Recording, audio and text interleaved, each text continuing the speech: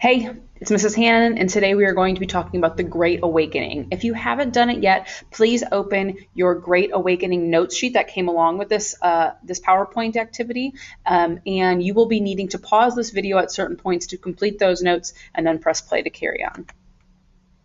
So the Great Awakening takes place in the early 1700s, and it really influences a lot of colonists. And during this time period, a lot of colonists had kind of lost their way religiously. They didn't have that same religious passion that the earliest colonists had when they first came over to North America. So those Puritan ideals, those Pilgrim ideals of what religion was and how it was supposed to impact society, are starting to kind of fade away as these colonies become more established. And they're facing a lot of big problems. There's issues with starvation, there's issues with death, illness, also issues with alcoholism in a lot of these colonies.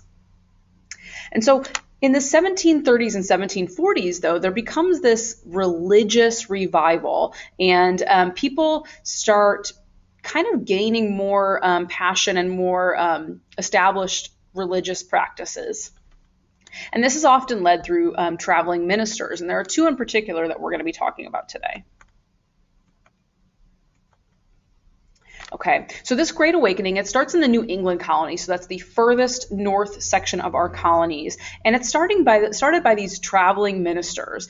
They are known for going and having these sermons where they have large crowds. And when I'm talking about a large crowd, I'm not talking about, oh, there's 100 people. I'm talking thousands of people are coming to listen to these sermons. And a lot of these sermons are kind of based on the idea of sin and what people in the United States, well, not in the United States this time, but in the colonies can do to relieve themselves of those sins. This is an example of a revival. Now, obviously, this picture is not from the 1700s because there were no photographs at that time, but these ministers and this types of preaching went on for many, many years after the 1730s, 1740s. And so this is an example of what you would see if you would go to one of these large sermons. Many of them were held outdoors. This one, they appear to be in a tent. So what are the messages of the Great Awakening? Well, there are actually several messages that these ministers preached to their crowds. One is that they could have salvation, and this is by two different things, through faith and prayer, not from rituals, not from good works. The only thing that they believed that would get you to, heaven or an afterlife would be that faith and prayer. The other thing is that they focus on the individual. So it's about your relationship with God, your understanding of religion. It's not about whether you follow a particular priest or a pope or a king. This is different because we know that churches in England were often headed by a pope or by the royal family or by specific, royal priests. And this type of Great Awakening preaching says that that doesn't have to be the case. Another is that it says that you are in control of your own salvation. So it's about your individual experiences with God. Again, it's really about the person's relationship with God. And then the last thing that it did was it had these revivals, like you saw in the picture. And, people would kind of go all out. Crowds, thousands of people would come to see these people speak. And remember, there's no microphone, so these people were really loud. They would really project. They're really animated. And people in the crowds could often be seen, screaming or weeping or wailing or being overcome by the message of these priests or pastors, ministers, I guess that's the correct word. I keep kind of making them interchangeable, unfortunately, sorry. And the last thing is that this group is accepting. If you remember when we talked about the Puritans and those colonies that they started, you had to be Puritan to live there. You had to follow that religion. Well, these ministers preach that it's okay to maybe not believe in one specific type of Christianity. We could be accepting of others and other religions. Two of the leaders that led this movement are George Whitefield. I know it looks like Whitefield, that's the way it's spelled, but it is pronounced Whitefield, and Jonathan Edwards. And these are just two of the many ministers at the time during this Great Awakening, but these are the most prominent. George Whitefield, you'll see on the side, he's often noticeable because he has a kind of like a little bit of a crossed eye. And so in his pictures, you will see those quite frequently. And he spoke in many different areas, especially in Georgia, Pennsylvania, the middle and southern colonies. John Edwards is known very famously for his speech called The Sinners in the Hands of an Angry God. I am 99.9% sure this picture is actually a picture of John Whitefield, but The Sinners in the Hands of an Angry God is a very famous sermon that he gives where he basically kind of like is screaming at the crowd, and he's claiming that everybody is sinners and that they are the only ones for their salvation, but he does it in a very almost scary way. Like, if you don't change your ways, bad things will happen. It's a kind of like a big jolting wake up call kind of a speech, and it's very, very famous. If you talk to your parents, I bet you many of them have read that in high school English classes in the past.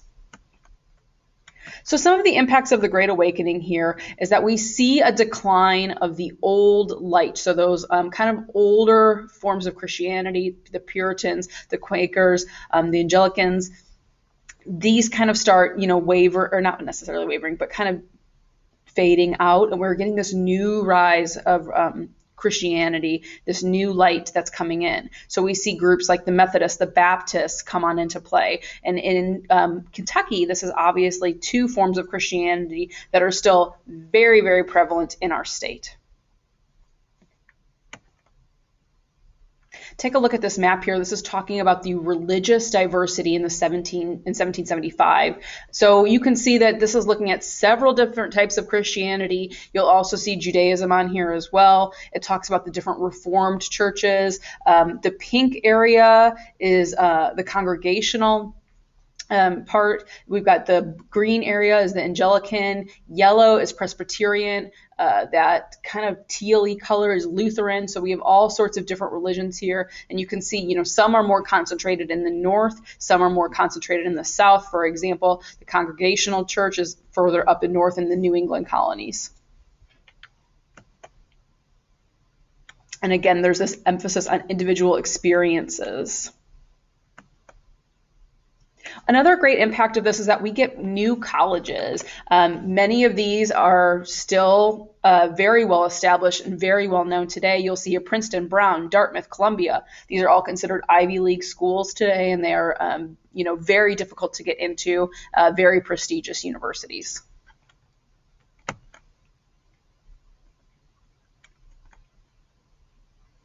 Here we've got a map of some of these new colleges that are founded during the Great Awakening, and you can kind of see where they're all located, where you see the little graduation cap. So another impact is that they have religious tolerance. So we've got people who are from different sectors of Christianity that are willing to work together. They're also willing to accept one another, and they kind of embody this whole idea of we can be different, but we're all, one group, one person, or one population. And so they kind of group together as Americans. We start getting this idea that we are Americans. We're not, all these separate things. We're one people.